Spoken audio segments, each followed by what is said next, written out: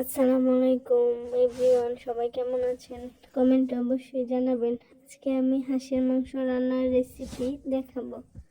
প্রথমে পাতিলে পরিমাণ মতো তেল দিয়ে রসুন বাটা, আদা বাটা, জিরা বাটা, কুচি করে রাখা পেঁয়াজ, সামান্য পরিমাণে একটু লবণ দিয়ে একটু নাড়াচাড়া করে 1 চামচ হলুদের গুঁড়া আর মরিচের গুঁড়া যে মুখের স্বাদ অনুযায়ী যেরকম জাল খেতে পারেন আর কি।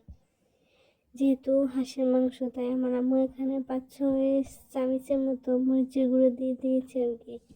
হাঁসের মাংস জাল জাল না হলে খেতে ভালো লাগে না।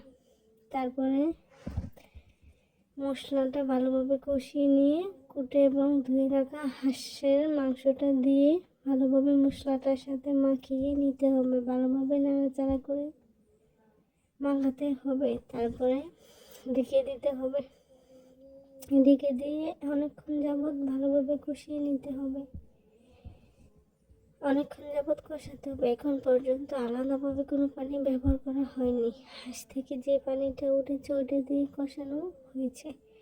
এখন হাঁসটা যাতে ভালোভাবে সিদ্ধ হয়ে যায় সেই জন্য পরিমাণ অনুযায়ী পানি দিয়ে ঢেকে দিয়ে জাল করে নেওয়া হয়েছে। এটা হাঁসের মাংস ফাইনাল লুক। কেমন হয়েছে সবাই অবশ্যই জানাবেন।